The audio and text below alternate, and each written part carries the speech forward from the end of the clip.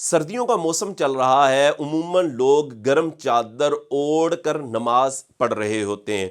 कुछ सूरतें ऐसी हैं कि अगर उस तरह चादर ओढ़ कर नमाज पढ़ी जाए तो नमाज मकरूह तहरीमी वाजिबुल इआदा हो जाती है, और कुछ सूरतें ऐसी हैं कि उस तरह चादर को ओढ़ कर नमाज पढ़ी जाए तो नमाज बिल्कुल दुरुस्त होती है। इस बारे में सबसे पहले मैं आपके सामने अबू दाऊद शरीफ की हदीस नंबर 643 बयान करता हूँ कि अन्ना रसूलुल्लाह सल्लल्लाहु अलैहि वसल्लम नहा अनिस सदल फी सलाह, नबी करीम अलैहिस्सलातु वस्सलाम ने नमाज में चादर लटकाने से मना फरमाया है। व अन युगत्तिय रजुल फाहू, और हुजूर अलैहिस्सलातु वस्सलाम ने इस चीज़ से भी मना किया है कि मर्द नमाज में अपने मुंह को छुपाए। तो नमाज में मर्द मुंह को भी नहीं छुपा सकता और सदल भी नहीं कर सकता। अब जो सदल होता है इसकी मुख्तलिफ सूरतें होती हैं, वो मैं आपके सामने बयान करता हूँ। सदल की पहली सूरत ये होती है कि ये चादर है ना, तो चादर को आप इस तरह लें कि इस तरह उसके दोनों पल्लू आपके सामने लटके हुए हैं,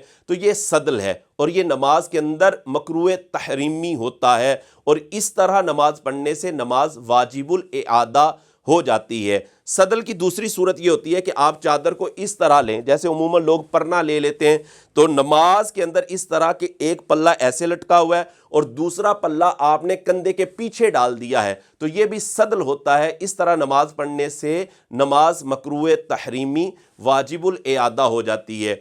इसी तरह सदल की तीसरी सूरत ये होती है कि चादर को आप ऐसे सर पर रखें और ऐसे उसके दोनों पल्लू लटका लें, ये भी सदल है, ये मकरूह तहरीमी वाजिबुल इआदा हो जाती है नमाज। नमाज में चादर लेने का जो सही तरीका होता है वो ये होता है कि आप चादर को ऐसे अपने सर पर लें, और सर पर लेने के बाद आप उसे ऐसे लेने के बाद चादर को इस तरह उसका दूसरा पल्ला पीछे डाल लें और ये वाला पल्ला ऐसे आगे कर लेंगे, तो इस तरह नमाज पढ़ना ये बिल्कुल दुरुस्त होगा। लेकिन इसमें इस चीज़ का ख्याल रखना चाहिए कि जैसे आप रुकू में गए हैं और रुकू में जाते ही आपका ये पल्ला ऐसे नीचे गिर गया और 3 बार सुबहान अल्लाह कहने की मिकदार ऐसे वो गिरा रहा, तो नमाज मकरूह तहरीमी हो जाएगी। इसी तरह अगर आप सजदे में गए और ये पल्ला ऐसे गिर गया है 3 बार सुबहान अल्लाह कहने की मिकदार, तो इससे भी नमाज मकरूह तहरीमी हो जाती है। इसमें सबसे बेहतरीन तरीका ये होता है कि आप नमाज पढ़ने के लिए आए हैं तो चादर को ऐसे उतारें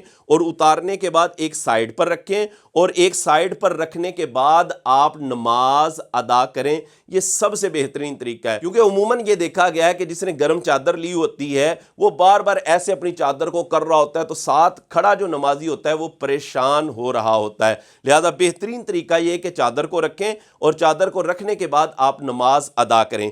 इसी तरह इस हदीस के अंदर एक और मसला बयान किया गया था, और वो ये था कि नमाज की हालत में अपने मुंह को छुपाना। तो इस तरह अगर मुंह छुपा हुआ है, ये देखिए ये मुंह छुपा हुआ है, तो मुंह छुपा कर कपड़े वगैरह से मुंह छुपा कर नमाज पढ़ना ये मकरूह तहरीमी होता है और नमाज वाजिबुल इआदा हो जाती है।